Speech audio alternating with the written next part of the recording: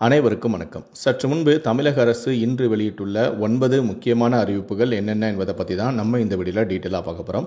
So முடிந்த அளவுக்கு இந்த வீடியோவை ஸ்கிப் பண்ணாமல் முழுமையாக பாருங்கள். இந்த வீடியோக்குள்ளே போகிறதுக்கு முன்னாடி இந்த வீடியோக்கு ஒரு லைக் பட்டனை ப்ரெஸ் பண்ணிடுங்க. நீங்கள் இது வரைக்கும் இந்த சேனலை சப்ஸ்கிரைப் பண்ணாமல் இருந்தீங்கன்னா மறக்காமல் சப்ஸ்கிரைப் பண்ணிக்கோங்க. கூடவே அந்த பெல் சிம்லையும் மறக்காமல் கிளிக் பண்ணிக்கோங்க. சரி, வாங்க இப்போ நாம் வீடியோக்குள்ளே போகலாம். முதல் அறிவிப்பு: உயர்நீதிமன்ற உத்தரவுப்படியே ஆற்றங்கரையோர ஆக்கிரமிப்புகள் அகற்றப்படுவதாக தமிழ்நாடு அரசு தெரிவித்துள்ளது. ஆக்கிரமிப்பு வீடுகள் இடிக்கப்படும். அனகாபுத்தூர் மக்களுக்கு மாற்று வீடுகள் வழங்கப்படும் என தமிழக அரசு கூறியுள்ளது. 593 குடும்பங்களுக்கு 390 சதுர அடியில் அனைத்து வசதிகளுடன் கூடிய 17 லட்சம் ரூபாய் மதிப்பிலான வீடுகள் கட்டப்பட்டு இலவசமாக வழங்கப்படும் எனவும் தமிழ்நாடு அரசு தெரிவித்துள்ளது. இரண்டாவது அறிவிப்பு: 5 வகையான விதிமீறல்களுக்கு மட்டுமே அபராதம் விதிக்க வேண்டும் என போக்குவரத்து காவல்துறைக்கு சென்னை மாநகர காவல் ஆணையரான அருண் உத்தரவிட்டிருக்கிறார். அதிவேகமாக வாகனம் ஓட்டினால் அபராதம் விதிக்கப்படும். இருசக்கர வாகனத்தில் செல்லும்போது ஹெல்மெட் அணியாமல் சென்றால் அபராதம் விதிக்கப்படும். ஒன்வேயில் சென்றால் அபராதம் விதிக்கப்படும். குடிபோதையில் வாகனம் ஓட்டினால் அபராதம் விதிக்கப்படும். இருசக்கர வாகனத்தில் இருவருக்கு மேல் சென்றால் அபராதம் விதிக்கப்படும். மூன்றாவது அறிவிப்பு: சிறைகளில் ஜாதி ரீதியிலான பாகுபாடு கூடாது என்று சிறை விதிகளில் திருத்தம் செய்து அரசிதழ் வெளியிடப்பட்டுள்ளது.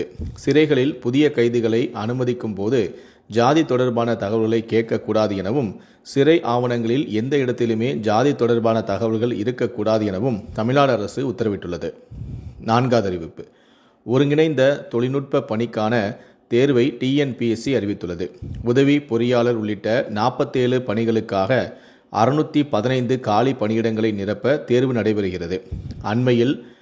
அண்மையியல், மின்னியல், வேளாண் பொறியியல் பதவிகளுக்கு தேர்வு நடைபெற உள்ளது.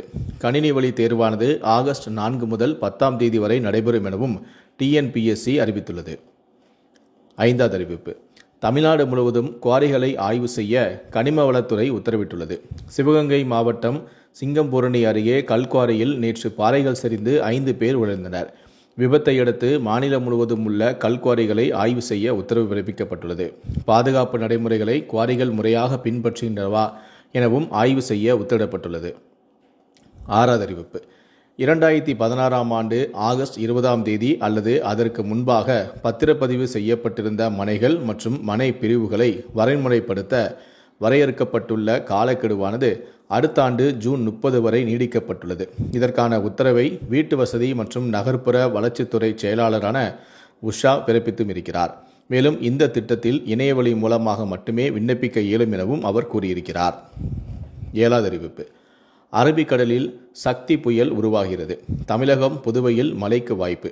இந்திய வானிலை ஆய்வு மையம் தகவல். கர்நாடக கடலோர பகுதிகளுக்கு அப்பால் உள்ள மத்திய கிழக்கு அரபிக்கடல் பகுதியில் ஒரு வளிமண்டல மேலடுக்கு சுழற்சி உருவாகும் என்று எதிர்பார்க்கப்படுகிறது.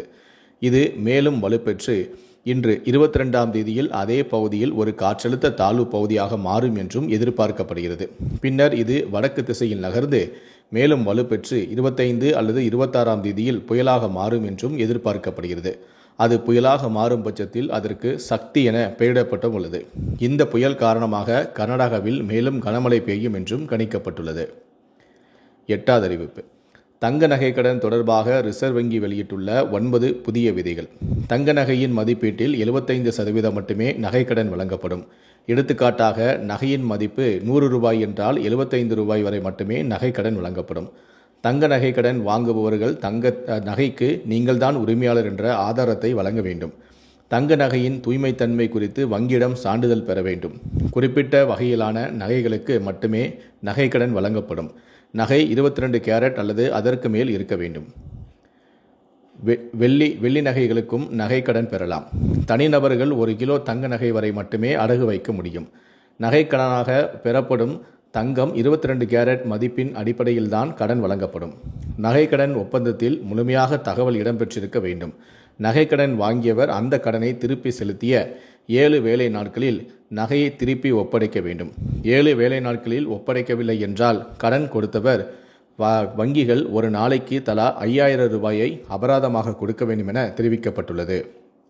கடைசியாக 9வது அறிவிப்பு: வீட்டு மின் இணைப்புகளுக்கு எவ்விதமான மின் கட்டணம் உயர்வு இல்லை எனவும் அனைத்து இலவச மின்சார சலுகைகளும் தொடரும் எனவும் அமைச்சரான சிவசங்கர் உறுதியளித்துள்ளார். இது குறித்து அவர் வெளியிட்டுள்ள அறிக்கையில் கூறியிருப்பது என்னவென்றால், கடந்த சில நாட்களாக செய்தி ஊடகங்களில் மின் கட்டண உயர்வு குறித்து அதிகாரப்பூர்வமற்ற தகவல்கள் வெளிவந்த வண்ணம் உள்ளது. தற்சமயம் மின் கட்டணம் உயர்வு குறித்து எவ்வித ஆணையும் தமிழ்நாடு மின்சார ஒழுங்குமுறை ஆணையத்தினால் வெளியிடப்படவில்லை. எனினும் ஒழுங்குமுறை ஆணையம் மின் கட்டணம் தொடர்பான ஆணை வழங்கியிரும்போது அதனை நடைமுறைப்படுத்துகையில் வீட்டு மின் நுகர்வோருக்கு எவ்வித மின் கட்டண உயர்வும் இருக்கக்கூடாது எனவும், தற்போது வழங்கப்படும் அனைத்து இலவச மின் சலுகைகளும் தொடர வேண்டும் எனவும் முதலமைச்சரான மு.க.ஸ்டாலின் அறிவுறுத்தியுள்ளார் என்று அவர் குறிப்பிட்டும் இருக்கிறார். இந்த 9 அறிவிப்புகளை பற்றிய உங்களுடைய கருத்துக்கள் என்ன அப்படிங்கிறத கீழே இருக்கக்கூடிய கமெண்ட் செக்ஷனில் மறக்காமல் சொல்லுங்கள்.